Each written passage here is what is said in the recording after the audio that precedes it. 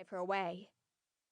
"You know, I think I saw a mouse up here," I call over my shoulder. She squeals and hesitates for half a moment until she sees me bypass our bedroom and continue on. "Where are you going, Marit?" she yells, charging up the wooden stairs behind me.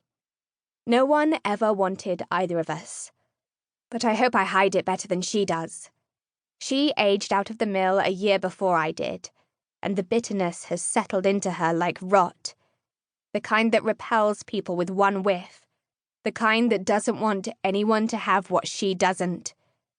Don't be Agnes, I tell myself.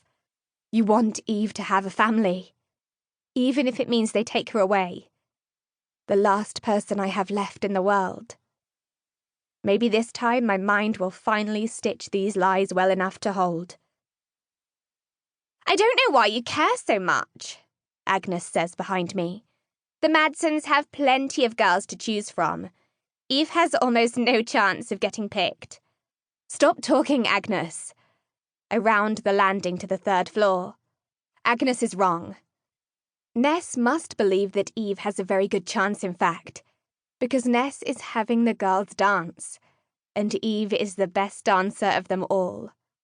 "Unless, of course," Agnes says, "Eve does something to improve her odds."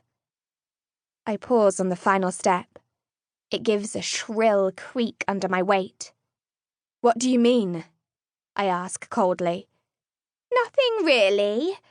Just that there have been rumours," Agnes tuts her tongue, "of magic." My blood warms and beats faster. I take the final stair and stop in front of the fabric closet. "She's always been good at dancing," Agnes continues. "Unusually good. Perhaps unnatural." "Eve doesn't have magic," I say. Magic. To excel in a single area since birth, like a savant, and do things others can do only in their dreams. Magic. The gift that comes with a hefty price. I shudder and think of my sister Ingrid, of the blue frost that laced itself beneath the delicate skin of her wrists. Agnes shrugs. "Using magic might get her picked," she says in a sing-song voice, "until the Firn turns her blood to ice." I kneel to sort through the boxes, gritting my teeth. Agnes is such a shrew. "Eve doesn't have magic," I repeat. "If anyone would know, it's me." I grab a handful of fabric and a spool of gold thread before Agnes suddenly seems to notice what I'm doing. "Hey! You didn't pay for that!" she cries. I straighten. All I can think about is Eve, waiting for me at the mill, her heart in her throat, her fingers tapping.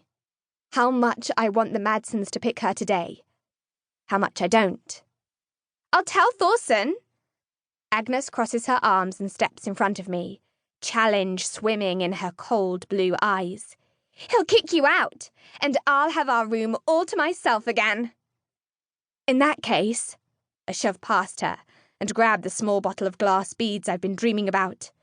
"Might as well take these, too."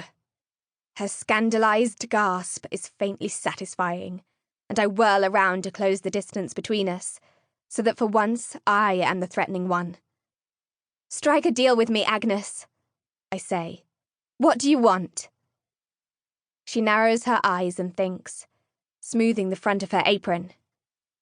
"Cover my lunch hours every day for a month," she says. "Starting..." Below us, the grandfather clock bongs out 12 noon. "Now!" I reach out my hand to shake, and she purses her lips, but then she takes it, and the agreement is made. "Don't choke on your lunch," I call, waving my contraband at her. She leaves me at the top of the stairs without acknowledgement. Good, I think, trying to forget what she said, about magic and what it leaves behind. A Firn that frosts your vein until, eventually, it freezes you from the inside out. My hands tighten around the beads. Agnes has to be gone for what I'm about to do anyway.